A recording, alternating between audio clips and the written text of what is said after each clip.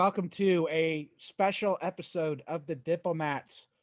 We have the man of mystery, man of many names, village idiot, Ewok, Chris. I have no idea what his name is. It's always a new name, but he's You one know, of the best damn diplomacy players out there in the online world. And he's here to talk about his experience playing in the season 5 Nexus finals. We've never had a chance to talk, even though I've asked him many times to come on. Ewok, how are you doing, man? I'm doing good. How you doing, Ed? Good. I appreciate you coming on. And before we talk about the game a little bit, Mhm. we always like to get people's perspectives on, tell us a little bit about yourself, what you're willing to share, why you started getting into diplomacy, and how, your philosophy about the game and how you like to play in general. Uh, sure. Yeah, I can. I can give you some background. So I mentioned on my introductory interview that I joined diplomacy because some coworkers were playing, and they just needed a seventh, so I joined in that way. Um, I played a couple games with them. They got bored with it. I got hooked on it, so I started playing with Play Diplomacy, where I played for about 2 or 3 years, which was for me that was a very cool place to get started because they are, in my opinion, the most ruthless, aggressive site. They are very solo centric. They are very draw whittling centric. Um, they are very big at punishing if you play below your potential. So that's what I think got me to be, the hardened diplomacy player that I am today. So yeah, that's where I got started. I played there for quite a while until I got burnt out. Um, it does wear on you a bit to have to always be at that top level. My last game that I played there was, when as a top player there, I was top player there for 2 years. Um, the last game I played there where I was finally dethroned was a top 7 game, um, where I allied and um, eventually lost to a pretty new player at the time, named El Conquistador. Later, that person would change his name to Conk, shortened it down from El Conquistador. So that was when I um, finished up with Play Diplomacy. I was just burnt out at that time. From there, I went on to Web Diplomacy, where I reinvented myself. That's why I became Village Idiot. At the time, I was going under my initials, GSMX. It's GSM are my initials, but X makes everything cooler. So I was GSMX. So I went to Web Diplomacy, started all over again from the bottom. It was fun going in there as Village Idiot because nobody takes seriously the Village Idiot. So I got a lot of your village is missing an idiot jokes. Any advice I would give anybody, or anytime I would go into a game and try to give them diplomatic ideas, it was quickly dismissed, and then I would go on and win the game, and that felt good for me. I really enjoyed that. So I worked my way all the way up. I would intentionally look for games where the top web diplomacy guys were in, so I could be that unsuspecting guy to go on and win. I like the challenge of that. I was a very aggressive player, especially from coming from what I consider to be the more aggressive diplomacy website, Play Diplomacy, coming into this web diplomacy, which I love the website, but I consider them to be a little bit more conservative in their play. They aren't as strict about needing solos or draw whittling to get ahead. And I was that ruthless guy. Right. So that was cool for me. So yeah, I eventually, after a year, worked my way up to the top of web diplomacy, where I've was able to stay the number one guy for off and on, but about 80% of the last 3 years I was the top guy. My claim to fame was twice I was able to be top at Play Diplomacy and Web Diplomacy at the same time. Every once in a while I'd be able to crawl past Conk and get that spot again. He's been mostly the Play Diplomacy guy for the past while. So yeah, and that's now I'm exclusively playing online diplomacy tournaments. That's what I tend to like to do, or the occasional organized game with a lot of other players that I like. And I'm trying to get into the face-to-face world and virtual face-to-face world, but with kids it's a little bit hard. So I'm that's what I'm hoping as my kids get older, I can get more and more involved with. What do you like about diplomacy? I mean, you're so accomplished at it. There must be something that attracts you to the game. Yeah, I mean, in the beginning, I enjoy it because I'm good at it, and that's it's good to feel like um, you're really great at something. But these days, I enjoy the tournaments because I enjoy being a chance to um, getting games. There's something fascinating to me about other good diplomacy players. I find that the ones who are that elite level have a bit of an artistry to their diplomacy. There's a certain DNA about them that I find fascinating, and I love to get a chance to talk to these people and rub shoulders with them, and crack open their skull and find out what they're about. So that's the biggest thing I get out of it these days, and I enjoy just supporting um, the culture of it and the community of it, and I'm trying to help it grow because it just means something to me. I've got a lot out of it over the past 8 years, and I like being able to contribute as much as I can to that. Why play on Nexus? Um, This is your second finals out of 5. Yep. When I first started with it, I was recruited. I was, there was Ajax was going around asking for people, and I wanted a new environment to go to, and I could, once again, go into something where I'm not quite known and experience other good players that I may not have had a chance to experience before. Nexus is really good at bringing people from all the different, not just online communities, but also face-to-face communities. So yeah, I just wanted a chance to prove myself in a new environment. This time around, I wanted to follow that same route I did with web diplomacy that first time around, and create a new name and new persona. And played under the pseudonym of Ewok. Why did you? And of course, it was revealed. We'll talk about that, but before the yep. final game. But why'd you pick Ewok? um, I don't know. I just thought it was a cool name. I enjoy Star Wars. I think You I didn't think it was like a cute little furry creature that's not gonna, that might give you some harm at the end of the movie, but is not going to be otherwise too it was dangerous. unassuming. That definitely played into it. I think I stole it from it was like an online gamer, like video gamer tagline that I'm like, oh, that sounds really cool. I like that. It's short, it's precise, it's unassuming. I like it. Ewok sounds great. So yeah, I stole it from somewhere, and just it seemed appropriate. Did you at all change your style or demeanor in the preliminary games with the new Yes. name? Yes, I did. I think I've changed my style in general anyways, just because I don't know, I find that I'm at the stage now in diplomacy where I don't feel I need to prove things as much. So I'm not as aggressive as I once was, back about, even, at the last time in the season 2, and before that. So I'm a little bit of a softer player anyways these days. But yes, I definitely downplayed. I wanted to be very taken for granted. I've been in games now with some, I played with Otto earlier in the rounds. I played with EVR and these, other really great players. And I wanted to be the quiet guy in the room who, people want to take under their shoulder and help along. And then, at the end kind of swoop in and, try to take it at the last. How much of your game do you think in the finals was affected by the fact that I believe Poser Tom as Italy knew you? So when they had the selection show, the big reveal came and everyone knew that you were a village idiot and it was revealed. Do you think that hurt you going into the final game? For sure. Yeah. Like I knew this game would be a targeting game. It was, it's not anonymous. Um, so I had a relationship going into the game with EVR, so I know I wanted to work with him. Um, and leading up to this, I had played off to him that I was this new guy to the game who had a bit of beginner's luck and a bit of aptitude, and maybe he would take me under his wing and help me out, and nobody would really be too worried about me, and I could be part of the side of the board that was targeting all the big guys. That I didn't know who a Doc Binder was until after our first game together.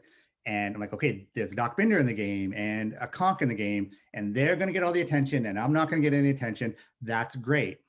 So that was my plan. And I thought maybe I could even, at the time, it was feasible for me to work with Conk, because if he didn't know who I was, then he wouldn't necessarily be threatened by me, and these were all feasible things. But yeah, it changed my game, and I was very worried that because I had played off to EVR, that I was, this newbie guy, that once it came out to him, that would damage that relationship that I built with him, because we had, even in that game and then after the game, we had a bit of a Discord relationship.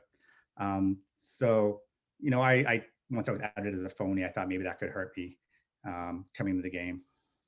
But yeah, it didn't seem to be a factor for that in the beginning. All right, so I'm curious the strategy here. You were the number 2 seed going in to the pair selection, and you decided to pick fourth. Yep. The thought process there was what? I mean, I ties sometimes do come into play. Yeah, there was a few reasons. I appreciated that this game is, even our game together, the game is won by inches, so that tie can very easily come into play. The top guys are going to get targeted. You can win just based on that tie. It has happened in past games. And because I knew there were a handful of countries that I'd be comfortable with, so I didn't mind not being the first pick, because I had some fallbacks that I could fall back on if it came to that. So it was, I think in the Paris method, being right in the middle is the sweet spot. You get to see where some of the other people land, so you can choose around that and not be around people you don't want to be around, and be around people you want to be around, that type of thing. I would not have wanted to be surrounded by, for example, the Europeans, because it was very probable they were going to team together and target the biggest target around them. So I thought it was nice to be able to have that opportunity to work around that. I kid you for this all the time, but Mhm. I was astounded by the amount of research that you did on players and the theories that you developed about other players before you Yep. got into a game. Uh, why do you do that, and how is it helpful? I actually did that as much this time, but yeah, I find it incredibly helpful, both for getting into the psychosis, understanding what they're about, bonding with them. In our game, when I came out as Chris, which is not my name, my name is Right. Greg. It's because there was another Chris in the game, and I thought that would be an opportunity to bond with him over, hey, look, that's crazy, we're the Chris team. There's been lots of opportunities where I've really leveraged that to, especially if they didn't know that I knew this information, to connect with people, or to just play on their past history, knowing what their buttons are, tons of things. Uh, okay, so you pick Russia. I mean, you could have picked anywhere in the East. Mhm. What attracted you to that country? I knew I'd do okay with Russia. I didn't want to be in the central countries. I like being on a corner. I think for my style of play and with my reputation, it pays to be in a corner where, I might be able to survive through those first few years. So yeah, I didn't want to be in a highly vulnerable country like Austria, where it would be very easy to say, okay, well, there's the guy in the room who has a bit of a resume, and let's just all jump on him because that's just convenient to do. So at that point in time, France was picked, England was picked, so it's down to Turkey and Russia. And I had some, because I mean, me and EVR had conversations before it came out that they didn't want us talking before the Paris method pick, and I knew he had a preference for Austria. So there was, we had some ideas what we liked, and I had a feeling that if I picked Russia, he would pick Austria, and then we'd be able to work together, and that was appealing to me. The modern meta, maybe not online, but I've been playing a lot of virtual face to face since my online game's gone in the toilet. But the modern meta seems to be very anti-Turkey, very pro AIR. Were you surprised that Conk picked Turkey? I mean, to me, it was like a fig leaf to you that he wanted to work together. I knew he I didn't want to pick Italy. Yeah, I was surprised, and at the time I was very happy. I thought that would make it blatant that AIR could happen. He would take the heat of the board, and I'd be able to, because my initial plan was, knowing that I was one of the targets on the board, I needed to blend into the wallpaper as much as I could. So that's why there's a lot of those hold orders in the beginning years why I wasn't very aggressive. I wanted to ride out those first few years um, where I could build some relationships before I became, an obvious target. Um, so yeah, I know he did. I mean, he made it sound like he wanted to work with me in the beginning, and I feel bad about that, but it just didn't make sense to me. You were never going to do it. It's not that I have any problems with I think there's an attitude that I might have malice or towards Conk, and that's absolutely not the case. We get along really good. We play together on a lot of World Cups together at Web Diplomacy. We play together on opposite sides of each other and together before, but I did not want to be the Russia to his Turkey, because I knew going into this game people were going to be targeting the big guys. And if there was, juggernauts by themselves get a lot of attention. A village idiot conk juggernaut was going to get all the attention. And being the Russia of that juggernaut, I'd shoulder the most of it. And it tends to be the junior partner in a lot of RTs. Yeah, exactly. So, I didn't want to get hit by England and Germany and Austria all coming at us trying to. And I also don't necessarily know if I am Conk's preferred type of ally. I'm a very land-centric player. I think he is under certain circumstances. I think he is. He definitely is when he's in need. He's the first to say, "Oh, I just want a friend," and that's people tend Conflicts to. for people like me. Yeah, and he likes people he can control. People who buy into the razzle dazzle of the conk world. And I know him enough that I'm not overly influenced by that. I felt that if I would have tried to make it work with him, my future would have been similar to what Austria's future was in 1910 fall. And I just didn't want that. Okay. So I think we should talk about the game just quite a bit. Mhm. I will share with you that Conk shared with me his overwhelming eagerness to work with you in the beginning. Mhm. And you just explained why you were not eager to do that, but you had to manage that expectation and the thought. So just tell me a little bit about the, and we don't have to go through the whole game season by season, but I'm just interested in your general overview of the other players and what you were trying to think and accomplish at the beginning. Yep. So my initial plan in the beginning was I wanted to be the less threatening of the targeted players, me, Otto, and Conk. I wanted to be a good friend to Austria, who I wanted to have a long-term relationship with. And in the beginning, Germany and England they really wouldn't talk to me. I knew there wasn't much potential there. I think it was pretty obvious to me that they saw me as, a threat in the game. So you knew right off the bat that EG appeared to be coordinating strongly. And that makes sense given that they were on the same time zone and they had a common large threat in France. Yeah, it seemed pretty obvious that it was likely to happen. I know Otto thought maybe there was a chance he'd be able to sway one. I thought maybe there's a chance as well. It seemed like England was a diplomacy fan, and maybe he might be attracted to Otto's fame, but yeah, it just didn't end up happening. Um, so, before the game, you had mentioned that you talked to Austria a little bit, and of course, you knew EVR. So, did you feel comfortable that you might be working together with him? I don't know what's going Yeah, on here. Yeah, yeah, go ahead. I felt pretty confident. And then when it seemed that um, you know AI was going to happen, it just kind of helped push everything together. So yeah, I thought there was a pretty good chance that we were all going to get on the same page here and try to resolve the East as quickly as possible. That was the original plan. I was hoping, ideally, that we would knock out Conk very quickly, have finished East, and then the West would be a little bit dysfunctional. I was hoping that after a little while, maybe Otto's strong defensiveness, because I knew he was going to take a while before they could knock him out, and his charm could sway one of them to his side, and that would just delay things in the West while we finish things off in the East quickly.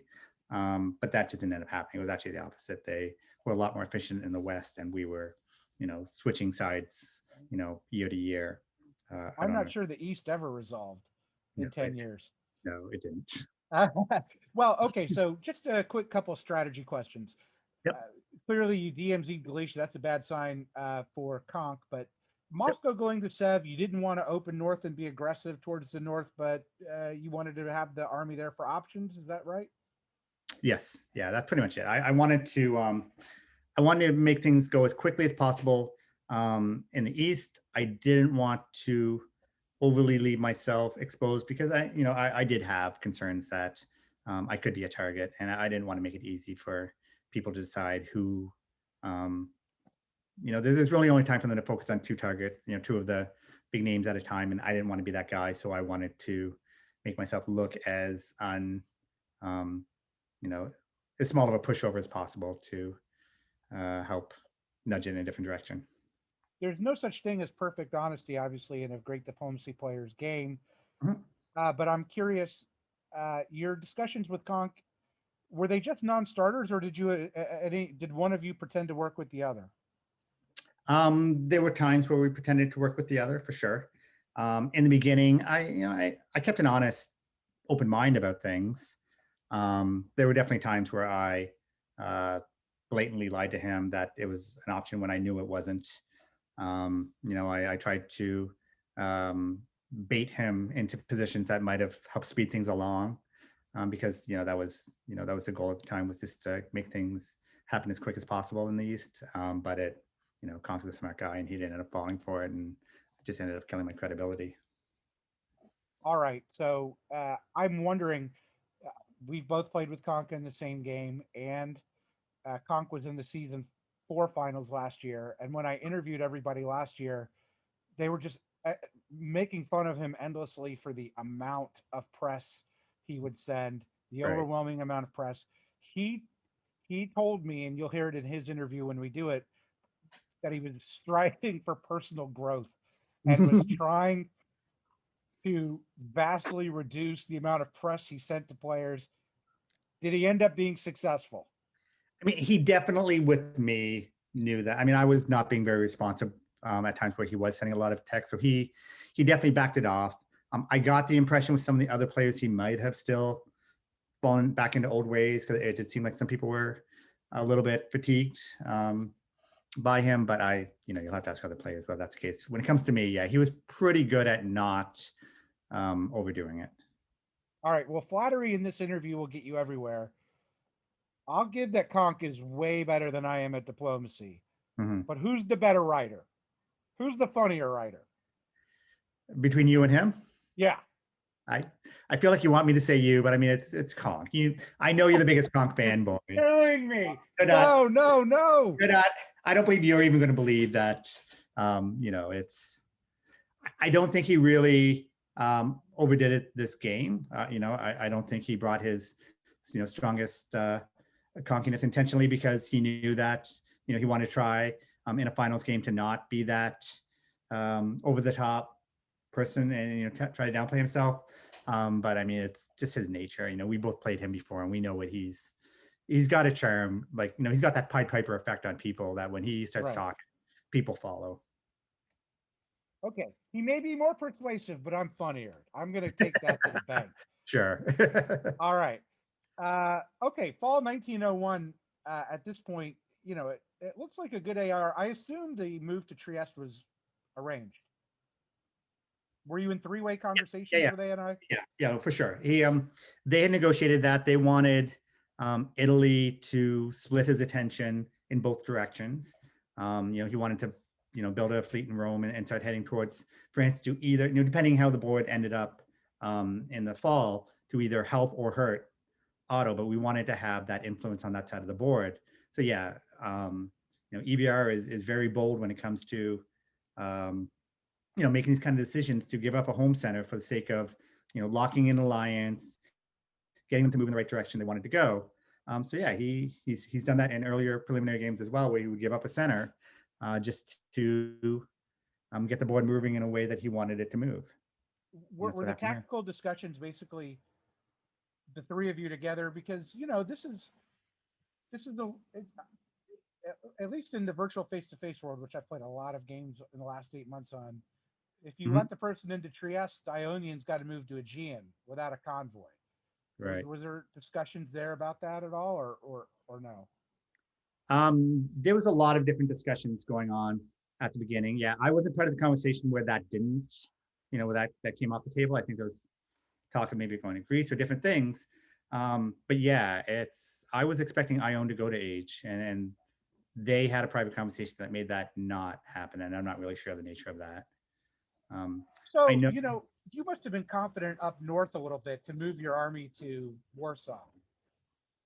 Is my thinking, because Yep. you must have had a pretty good idea that EG would go after France, and you didn't have to worry about an army convoying to Norway. Yeah, I actually thought that I was going to get Sweden. All conversations that pointed in that direction. Greece, Germany ended up lying to me about that. Um, so yeah, I thought being in Warsaw would be helpful. Um, depending on, keep my options open for what I would do from here. I thought I was going to stick with Austria, but it's nice to have that option to not. And yeah, I thought I'd be getting a build in St. Petersburg. What would you have built? Um, well, I mean, if I would have gotten both Right. Romania and I would have gotten, Moscow and St. Petersburg fleet. I was trying to convince, one of England or Germany that I would help them in Scandinavia against the other if either of them wanted that. So probably an army or a fleet north coast if Germany would have let you in. Whichever one, accepted my offer to help them, I would have built South Coast or North Coast, depending what they wanted, depending on Okay. negotiations. You end up building the army, I guess, because you're, you know, England's north and you're feeling pretty good about the coordination in the south. Yeah, I mean, it was obvious that Germany and England were together here. I didn't see a Scandinavian fight in my future.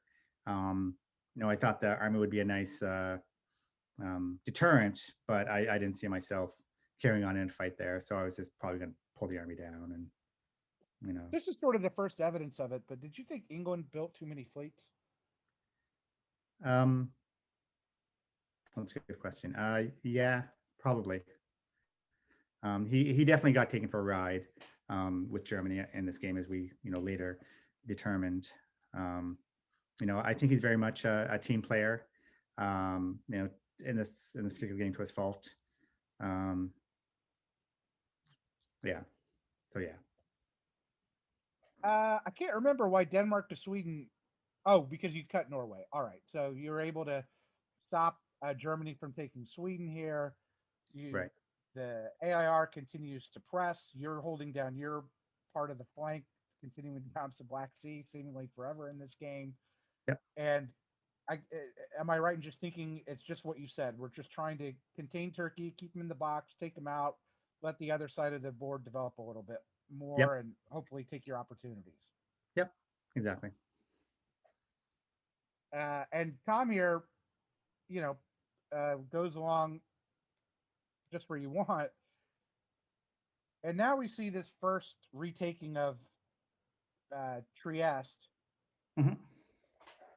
with Austria working with Turkey uh, to, you know, affect the convoy. And this is the breakup, I'd assume, of the AIR. Tell me what happened. Yeah. I mean, he did ask my blessing on this. I didn't love it. I definitely wanted the East to resolve as quickly as possible, but I ended up accepting it because I was starting to see some red flags going on, possible Central Alliance, which I was worried about. That's snake down south where he went from Vienna to Bud to Serbia to Bulgaria rather than keeping some units around. It really started to look to me like there was some coordination. I was at this point begging for some advancement on Germany. I knew there was problems coming in the future. I saw that alliance was going to be, of England and Germany was going to be a problem moving forward. So I was really hoping we could all get on the same page, advance towards Germany, get in front of this. And there's just a lot of suspicious um, holding off on that. So when I saw that England, Austria and Italy were possibly having some headaches, I took that as a blessing, to at least alleviate some of those concerns. It later came out that there actually was a central triple talks going on. Um, and it sounds like Austria and Italy just lost their trust on each other, and that's what ended up causing this. Did you see this coming? Did you know, or did you have to wait for the moves to know? Austria told me it was coming. Um, I didn't know it was coming when we first started moving towards Turkey. Um, but yeah, it was. I was aware that this was going to happen.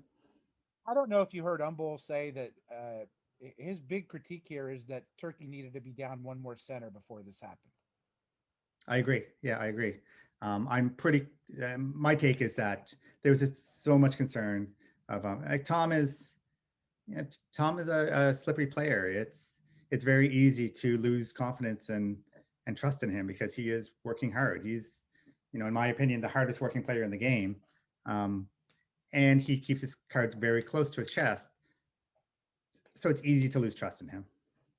Otto told me that, and this was recorded right after his elimination, Mhm. that he thought Italy had the worst relations on the board with everyone because he believed that there was not one player Italy did not lie to repeatedly throughout the game to. Yep, I would probably agree with that, but I think in playing Italy, he needed to do some of that. I don't think he could have gotten as far as he did. Um, as Italy in a game with players like this without some kind of uh, slipperiness.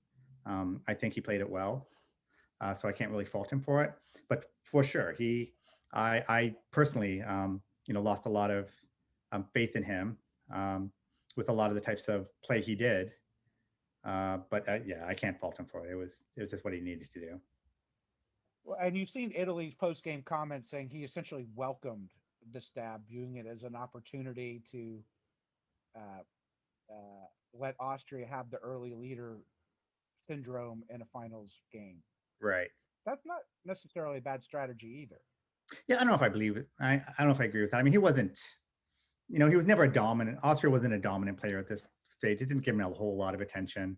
So I'm sure he would have been better off had he had this, stayed the course. He was petitioning very hard for, a later wintergreen, but Tom was petitioning for everything. He had conversations all around the board. He had a million different side alliances going on. He had a lot of access to talking to England and Germany that I didn't have.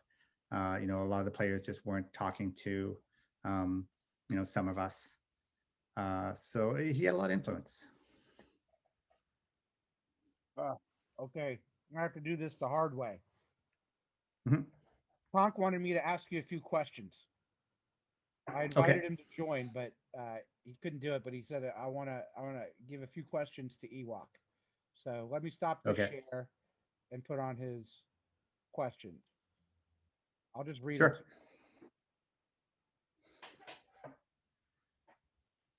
Question: You have this notion, some might call it an excuse, that players with a well-known reputation get targeted.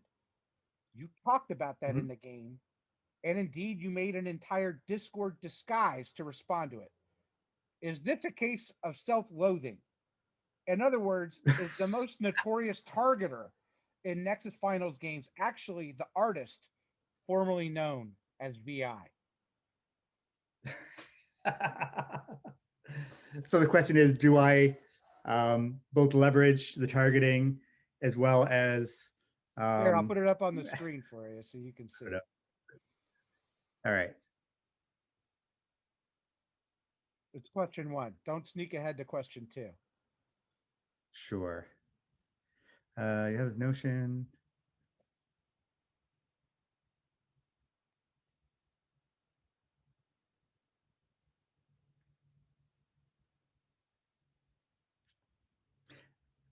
I wouldn't call it so.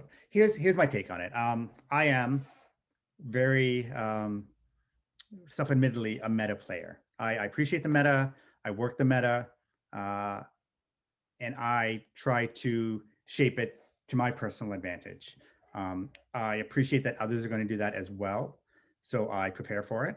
That's what I did in this situation, and yeah, I use that to find the other people who are potentially bigger targets than me, or hopefully bigger targets than me, and push it onto them. Um, so yeah, I just think that's wise play Okay. in a situation like this. All of Konk's questions are self-interested, of course. Number Of course. two, you entered the game determined not to work with Konk and stayed true to that mission statement. With the benefit of hindsight, was that the optimal approach?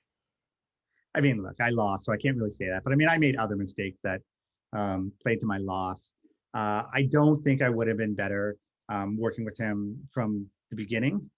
I think that would have really brought a lot of hardship on me out the gate. I don't think I would have made it to mid game if I'd have tried to do that. There were times in the game where I had the opportunity to pivot and work with him, and the reason why I didn't had nothing to do with Conk being Conk, and was completely because I just wanted the East resolved as quickly as possible. And at that point, he was down to 3, and to spin our wheels more than we already had. I mean, we've been spinning our wheels a lot in the East, and I just wanted to clean up the dysfunction as much as possible, find a viable ally, which was one of the bigger ones, and work with them. And I just didn't see starting from scratch with Conk. Well, Germany and England at the time seemed to be inseparable. It just didn't seem like a good idea. Question three, and Mhm. in spring 1902, you reneged on a deal with Konk and supported EVR to Bulgaria. In so doing, I love the way he writes. You tried to pretend like your acceptance to said deal was ambiguous, the kind of way one might play in a random anonymous playdip game with new players. Did you think you were playing with fools? And Oh he's yeah, no, that actually was just depressed. yeah, that was sloppy. Usually I'm I was just short on time. I'm usually a lot better at selling a lie than I did there. But I just didn't have the opportunity to. And it was, yeah, no, it was not I was just trying to fast track, you know, our progress. But yeah, it was pretty lazy in how I did it, and it just didn't work out. And this is why I say where Conk's not going to buy a half-ass lie, and that was a half-ass lie. Okay. There, Konk, you got your answers. Uh, so you got made fun of this a lot. I mean, a lot self-bouncing, bounce. Here you make the move to Silesia. Uh, tell Yep. me what is going on. Obviously, at this point, Italy's coming back, but Italy convoys to Naples. I mean, it looks like there's a full-on war. There's a big turnaround of that. Yep. But your head, we had a private message, right, where um, I think I may have written to you something like interesting strategy or something like that. And you go, well, strategy can be evaluated on how it does at the end, which is totally correct. Sure. But what was the strategy? So I mean, as I said before, it's just trying to. I held in the beginning because I wanted to. Um, I'm much more of a diplomatic player than I am a tactical player or aggressive player, and it worked pretty well for a long time. Where they could have easily knocked out St. Petersburg a long time ago. Um, so I pushed just trying to defer as long as possible, engaging with England and Germany, because if I got into war with them, I was going to lose, and I knew How that. did you get them to hold off? Um, I don't know if I can take all credit for that, because there's a lot of people who've taken credit for them holding off. Um, but I just convinced them that the West was the West. It sounds like Tom had some conversations in some people's ear that helped push that off. I know Austria took some credit for that, and I think a lot of people had value in me for later in the game. They just want to keep me around. I think I was marginalized by Austria for a long time, and the agreement was, just don't kill him off. We might use him, but I'll make sure he doesn't get big. I think that's probably what the situation was, but I don't know for sure. We'll have to find out when some of the other people talk up. But I did make myself look as small and unintimidating as possible. I didn't advance on Germany for a long time. In this particular round, this was supposed to be Warsaw and Vienna moving to Silesia and Bohemia. There was a last minute change of heart. Suspiciously, Germany decided this was the time that he needed to defend himself against Tyrolia. I'm sure it was all staged. Um, there was a lot of talk of Austria, Italy, and Germany at the time working together when Austria and You Italy. think the convoy to Naples was staged? You don't think this was a stab? No, I do think that was a stab. I think the Tyrolia bounce was orchestrated Okay. as an excuse for Austria to not go engage against Germany. There's a lot of opportunities that Austria could have and agreed to engage against Germany, and took forever before they even so much as bounced. So it was, yeah, they just didn't want me to grow anywhere. Um, and yeah, Yeah, I'm wondering what you're thinking. I mean, maybe I'm preoccupied with tempo or growth, and you're such an advanced thinker on these things. Did you just think that that would come later as people got committed, and you welcomed this AI war a little bit because that might give you a chance to snake centers, or how no, I were mean, you like? What was your growth plan? no, my plan was never to snake centers off of Austria. I mean, it wasn't my primary plan, anyways. Right. I wanted to get my little bit of growth off of Turkey or whatever, negotiated swapping of centers as needed, and then I wanted to also make sure that we could throw some rocks in the backpack of England and Germany so they couldn't grow too much. So this was supposed to be, we had a three-person alliance here. This should have been easy for us to slow them down, allow Otto to, live a little bit longer and defend against them for a long period of time, where we knocked out Conk, and then we could all turn on either turn on the East or on the West, or decide who's going to get cut in the East.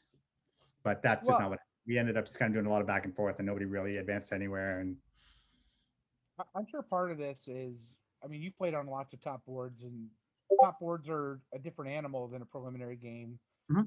and a lot of it's a popularity contest, and you didn't want to be hated by anybody.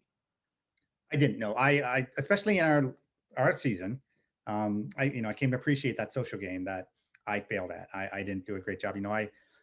I had a great game all the way up until the end, and my social game was not enough to, a lot of people pounced on me at the end. So yeah, I was definitely keeping that in the back of my mind, that I didn't want to be the hated person. And I think that came into play in this game as well, where Germany, he wasn't the most social player at all, not by any stretch of the imagination, but he wasn't the most loathed either. People would tolerate his win, and that was enough for him to not be the one that people you know rage attacked, or looked for, went to their deep cellar of resentment for. The only person who really had any kind of real upsetness against him was England, and he just didn't have enough muscle to cost him the game.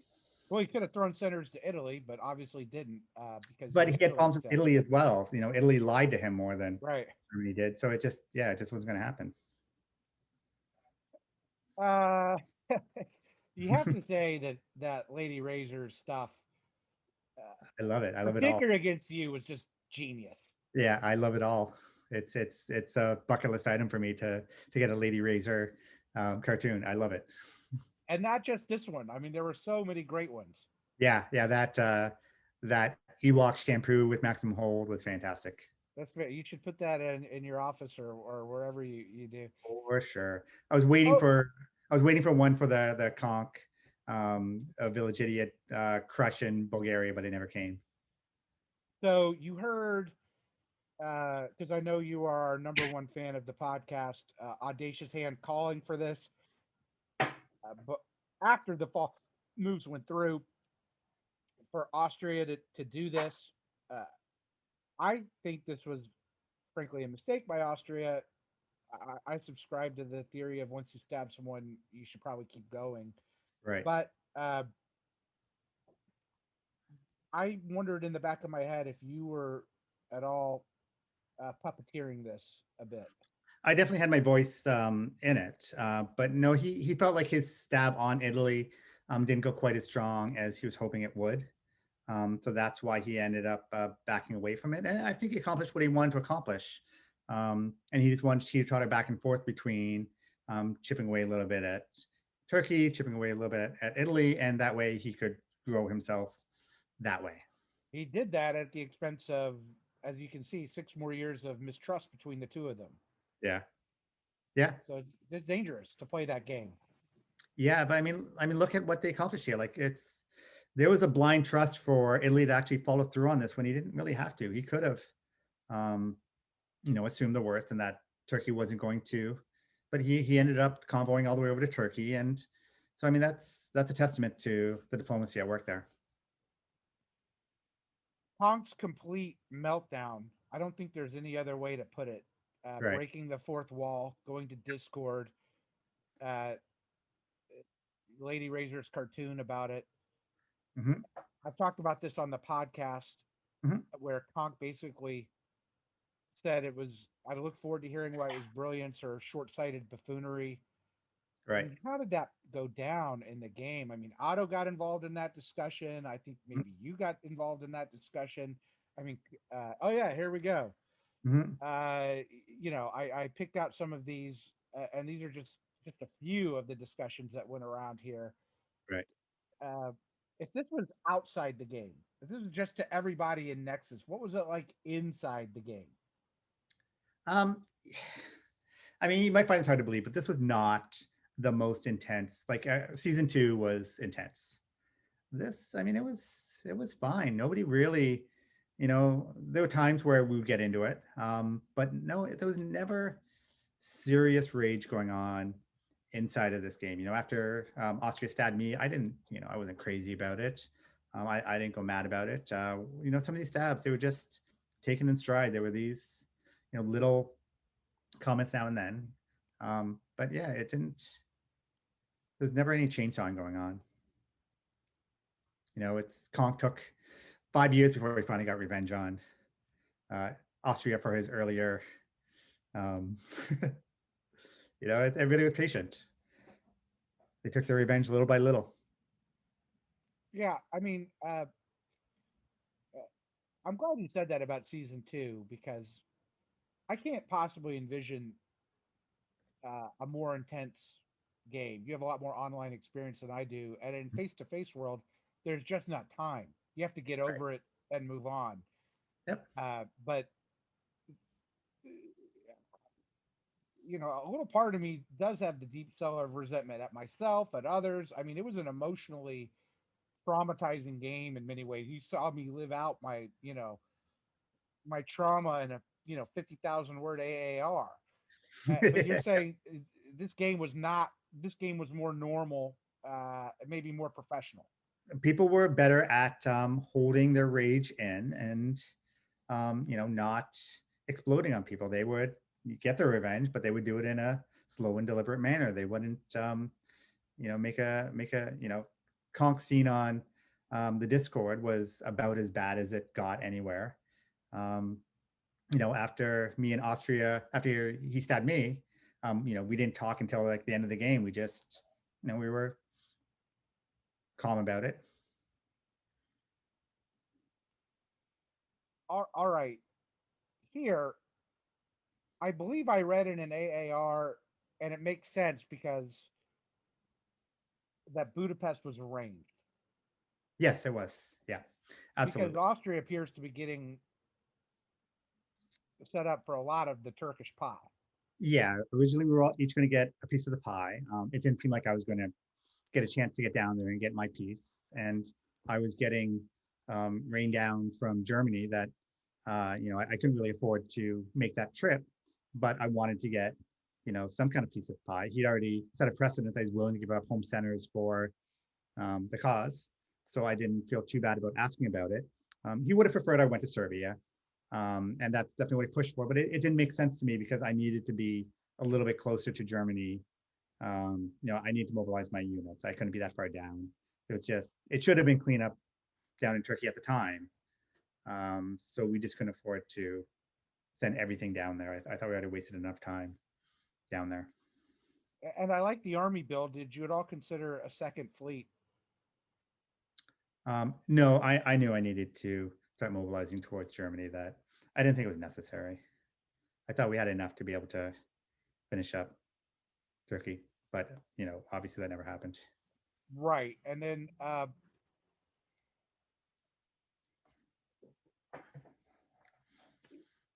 next season, you take the black, and England's pressing on you.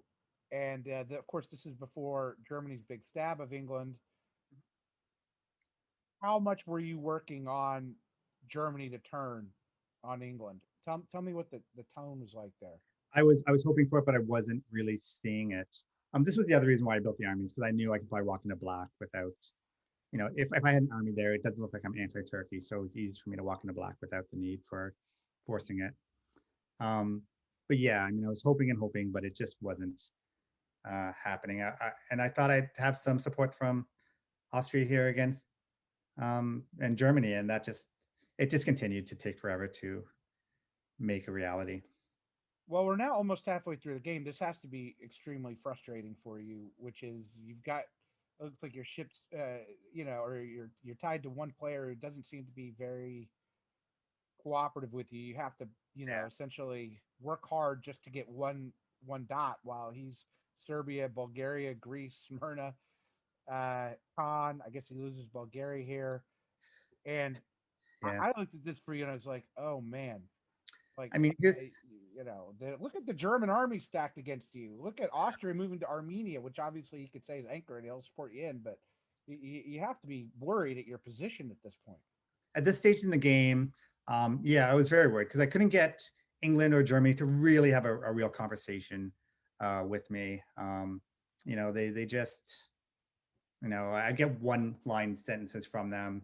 I think at one point, one of the music used that English just wasn't their first language, and it was just hard for them to talk to me. In which, we know now that they're very fluent, and that's not a hindrance for them. So they just didn't What see me about as. the time zone issue? Was that a problem? I mean, me being on the West Coast, I was able to line up with some mornings. So it wasn't too bad. I could make it work, but they just didn't want to. They just used whatever excuse they could to not have that conversation with me. I tried to warn England about the probability of a stab here, and he just wasn't having it. Um, and at this time, I didn't want to try to pivot into with Conk because he only had 2 units left, and that wasn't very useful. Right. Turkey had proven to be pretty untrustworthy. Um, after it came out that there was a triple conversation in the beginning, I'd asked him about it. He emphatically denied about it, even though I knew it was true. So it just lost all confidence and trying to work with Tom that he just wasn't the type of guy to. He wasn't my kind of ally. So I just had to bank on Austria as long as I could and hope that eventually it would come out. And it didn't quite work out. Well, it is a bit of an unusual stab in the sense that Germany has some armies in position, but a lot of aren't a lot out of position. So to Hmm. predict that the stab was going to come through, you probably heard us talking about it. I mean, you got laughed at here by Lady Razor, which was pretty funny. Yeah. Uh, but even though you lost St. Petersburg, but you gained Khan, I want to know two things. Hmm. First, the move to Vienna. Yep. Stab? Yes. So this was the year I was hoping to really turn things around. I didn't know that Germany and England were going to stab each other. All signs looked like it wasn't. I knew when um, England went to Belgium that was heading up towards St. Petersburg, and all signs looked that they were just going to stick together. Um, and I just couldn't have a conversation with them because I think they felt that me and Austria were way too tight, that it just wasn't worth the conversation. If this would have kept going the way it was, I was going to get chewed up. They were just going to grind me down. So I needed a way to open up some diplomatic options. Um, at the time, this was supposed to be, in the eyes of Italy and Turkey, they had proposed to me a giant stab on Austria that if we would have gone through on, he would have been down to 3. I didn't like that proposal because um, it wouldn't have gotten me a build here, and I think I needed a build here. And because I think Italy, Turkey, and Russia just doesn't have a future. Turkey would have been boxed in by the two of us, and he probably would have started looking towards me because I'm just the way for him to grow. I'm just more convenient over Italy or whatever. And So truthfully, from a balance of perspective power, it's not bad because even though Austria is not down at 3, you have 2 of his 3 home centers. Where can he build? yeah, well, absolutely. But I mean, where's Turkey going to go? Right. Turkey's going to come towards me. So it would have created problems for me when I was already having enough problems with Germany and England, I couldn't afford a three-war front. And it could have potentially been a four-war front if Austria was suddenly looking at me as well. So I didn't want to go that way. So I tried to orchestrate a plan where I looked like I was stabbing Austria, which we've got history where we've done this type of thing before in our earlier games, where uh, I it was a bit of a forgiveness rather than permission stab, but it was a soft stab. It was intended to be a soft stab. Right. Um, I kind of botched this because I was supposed to tell Serbia to hold on to Greece. I'd forgotten to do that. And this was supposed to get conked down to one. Austria would have kept all of its centers. I would have looked like I was very anti-Austria, and it would have made it very easy for me to both negotiate with England or Germany to hopefully start looking at each other when it was a prime time for them to stab each other. And I could have pivoted with Austria and gone back towards Germany. But I mean, the two things that happened here that were unexpected was first, Germany stabbed England before I thought he was going to, which case I never would have stabbed. And that botch in Serbia not supporting Greece ended up me taking his center and him having to lose a center. And that was just too far for me to ask for forgiveness. I spent the next few years trying to ask for forgiveness and doing everything I could to make things right, but the damage was just too far gone. Okay. You didn't expect the stab, so you just already said that you wouldn't have done this to Austria had you known. But Mhm. I mean, this is in the north. I mean, it leads to a lot of help for you ultimately. It's too bad you couldn't get it together with Austria, because I think what you were expecting to lose St. Petersburg anyways. You moved out. Yep. You didn't count on that center, Well, with me but getting Const and Vienna, I would have gotten it built anyways, which would have been right. useful for me in fighting it back. We had a lot of upside to going and attacking Germany, but yeah, it just didn't. He just wasn't having it. But I think this led to here, which I was surprised that Russia continued to, I mean, Germany continued to move in on you a bit. Mhm. I was surprised too. I thought he'd be more worried about the West, and he wasn't. He just carried on with it. So you lose Vienna here, but you get St. Petersburg back. You lose Khan in the spring. You Mhm. retreat to Smyrna. Yep. A large point of debate was whether you should move to the Black, should move to Smyrna. I don't know if you remember that, but like, give me your thinking on putting the fleet here. Yeah, I mean, we had me and Austria after a lot of conversations. The I think you probably saw it in Discord. Like the final thing was just so we know, let's just agree that if we can't make this happen, if we end up stabbing each other here, after all these hours of conversation, we're just going to throw it. We're just going to throw it to Germany if we can't. After all these agreements and everything, if we don't do as we say, we're just going to throw it to Germany. So he ended up not doing what he was supposed to do, and things got heated from there. So yeah, I was just trying to do what I could to put all the pressure on looking Here he make was supposed to bring you back into Constantinople, where he decides to help conk. yeah, he Is that was what you were alluding to? in this round he was well, if you go back to the round before, he was supposed to pull um trees up to Vienna to knock me out that way. I was going to walk out of Vienna. um there's going to be some de-escalation gradually, but mostly we're focusing on pushing towards Germany because that's where we had to go. Get on the line. Yeah, and it just yeah, he instead decided to circle the wagons, which I said ahead of time that I was going to be furious about, but I still tried to make it work for a couple more rounds. Okay, I get it. You were upset with me. Now that you see that I've done the moves that I said I was going to do, can we now get on the same page now that it's extra obvious that we're not together? So maybe we can really pivot this. Yeah, but no. He was playing the village idiot to Ed Sullivan in season two. Yeah. When I kept trying to get you back. Yeah, we Oh, finally looked like we were possibly getting back together after this round when he walked out of Black Sea and pushed out Conk, but it turns out that was just not enough. okay, well, here is where I really thought you did. I mean, the holding, I understand. The real victory was getting Germany to recognize the Italian and English threat and having to pull back a lot of the armies away from you, which, frankly, this is what kept you alive. Yep, I told him he could have St. Petersburg if he backed away from me and focused on what was really his energy, where his threats were, and he agreed to that, and that made sense to him. So yeah, he walked out of St. Petersburg. I thought I'd maybe have a chance to make something happen here because Austria also we had a lot of conversations, and he was agreeing that he would push out Konst and start focusing on Tom because he's starting to get a lot of concern about Tom here.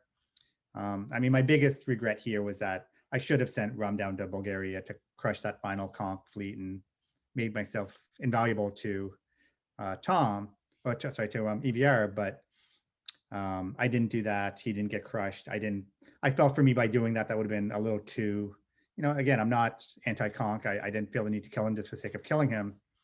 We didn't have conflicting interests at the time here, it didn't seem, so I didn't do that. But had I done that, I probably would have been more valuable to Austria and stayed alive. But instead, More valuable and bigger. Well, yeah, I but guess yeah, or same size. he felt he needed the Navy. He needed the Turkish shipbuilding yards to push back against Tom because he was very worried about Tom. So that's why he kept Turkey alive, helped him build another fleet. Moved his fleet into Smyrna, so that way they had the three fleets start pushing back Tom. Yeah. Okay. So this was not accident because Serbia could have covered Bulgaria. I mean, I'm the whole time I'm sort of, you know, this was Austria wanting the Turkish fleet. Yes, that's exactly what it was. Yeah. I mean, I can see the logic of that now. All right. Yep. And then he orchestrated so that me and Tom would bounce in Bulgaria. The mistrust there was played perfectly. And I was so convinced that it was so obvious that we needed to march against Germany that he would come with me.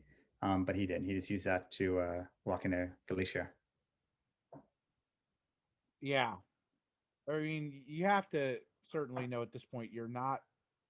I mean, you lose army, the fleet in Smyrna, or, that's gone. He's in Galicia, and for whatever reason, I think this might be the moment. 07, 08, he essentially just picked kind of Conk over you as the minor power he wanted to work with. For sure. I should have seen it coming. I didn't. I knew there was no scenario where me and Austria and Conk worked together. I know Conk wanted me out.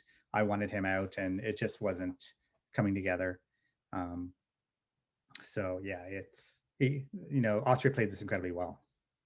Well, I'm not sure about that. He may have had advantage on you, but you've built trust with Germany, and you know he gave up the chance for Turkish home centers later on.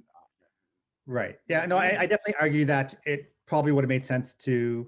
He rarely got involved with attacking Germany, and Germany has been, the board leader since was 1904, Right. and for the majority of the game, and even then, there's very little time where Austria got involved with that. And I personally have enough insight into Conk that it probably wasn't a wise idea to let him grow at his back, as we learned at the end. But you know, had that worked out for him, it would have been great.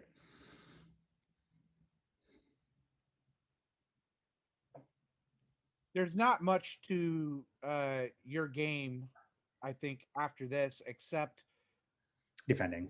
working with Germany and. But I'm curious your read on Austria. You've complimented his play. You're being very gracious, Mhm. but particularly now in fall 1908.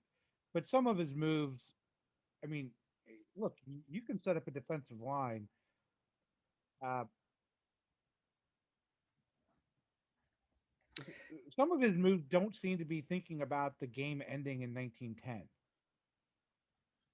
No, I mean, even when you guys were all calling it for Germany, starting from fall 1908, I thought if, I mean, it all depended on Conk. If Conk wanted him to win, he would have won easily. He had Warsaw and Sevres, and he had potential to take Venice at a couple points in times. I mean, he had a lot of upside. He could have easily won this. I go on record as saying from the beginning that I thought Austria was going to win this. The type of player he is. He's got all the talent of a great player without the reputation that some of us had to try to overcome. He's a fantastic player and he's very likable. I thought he would have won this from spring 1901. We can't get by without talking about this right here in spring 1908. Uh, I'll be the first to admit you're tactically uh, more advanced than I am, Mhm. but I don't get it. I don't get why you didn't retreat to Sevastopol and you knew Conk was retreating to Bulgaria's south coast. I did. Yeah. I mean, he specifically told me, and I told him I was going to Bulgaria. But here was the thing with this. I was losing one center regardless. Um, I Right. needed, my goal at this point was I wanted Austria to not win. Um, so I wanted to make sure that there was as much chaos down there as possible that he couldn't just, because if he would have just, I would have just gone to Sebs, he would have just kept slowly pushing in on me. He just would have You wiped me could have out. defended Ukraine in the fall. Yeah, This but I was mean, my big concern. yeah, I know, but he still would have, moved into Armenia, been in Rum. He would have, knocked me out of Sebs the next year. I mean, not much would have different. I would have had to have destroyed Ukraine, so he could have easily moved into there. It was just a matter of slowing things down. Um, and that's what my goal was. There was talk of me and Conk trying to work together here, and he had his goals, I had my goals, and we could make those align. And if I would have moved to Bulgaria and he would have not helped push me out of Bulgaria, I could have stayed on 4. He could have still gone to get his Smyrna or whatever, his home centers back, and we could have both grown together and made something happen. But he was convinced that I couldn't be trusted to not walk into cons from Bulgaria, which, in my head didn't make much sense because obviously I want just make Austria suffer and not him. But yeah, we just couldn't get on the same page there. And it just, for me, I'd rather see, Tom continue to be a thorn in the side of Austria and just, keep as much chaos there as possible. If Turkey would have gotten to 4 here, which he could have, that could have just really helped propel Austria further. And at the time, we didn't know for sure that Conk wasn't going to just endorse Austria's win. Okay. I'm not buying it, to be honest, but I understand what you're saying. I will just agree to disagree here. The Italian stab of England. Your thoughts? I mean, there'd been talk by Otto and the AAR that Poser Tom should have stabbed England way earlier, taken him down, and been a real player. Yep. And here, he does the stab of England, and I'm curious. This ends up being devastating for Italy ultimately because England got to play kingmaker and chose not to kingmake either. Yep. I've had conversations with Tom about this, and he wanted to keep England in play as long as possible because he was convinced that England would have helped King make him over Germany because of Germany's earlier, um, you know, sins Right. Well, the against same England. reason you moved into Vienna. He thought he could Yeah, explain it. but when we got to this stage, he knew that Austria was coming for him, and that if Germany didn't come to help him, um, well, I mean, back when he first went to Tyrolia, that he was done. So he needed to start working with Germany. So that's why he had no choice but to make the agreement to work with England. There was a couple of rounds there where they were faking out some conflict to make, England convinced that, he's at least pretending to attack Germany and vice versa. But it was all staged. Tom was just trying to juggle. Keeping both parties happy while getting Germany to come to his aid. Yeah, right here. Um, and but conflict ended up happening again. They ended up butting heads at the wrong time, and that's when Austria ended up supporting Germany into Venice. Correct. Okay, so did anyone? Certainly, Austria didn't, and I'm assuming Turkey's not talking to you. But were you? I assume you were not surprised. But what did you think when you saw Conk do this to Austria? I mean, it's neither way. I mean, You got to feel a little bit for Austria, but on the other hand, uh, it wasn't shocking to me at all. I predicted it, it actually. it wasn't shocking to me, but neither would have if Conk would have given it to him. Conk loves a good narrative. He just wants to be um, relevant, and he could have easily gone the other way, where if he thought for sure that Austria was going to get the win with his help, that makes for a good story. He could have easily gone that way, but going this way, he's tied for second place. Like, that's unbelievable. That's a great story. That's a Conk story. That's completely worthy of things that he values. So I'm not at all surprised that he went this way. Did you Could have gone either way. the audacious hand psychoanalysis of VI, which no one's better than VI at psychoanalysis, but that you wanted to have the winning narrative of the game to say Germany was the threat the whole time and everyone should have listened to me. Yeah. Oh, True for or sure. not true?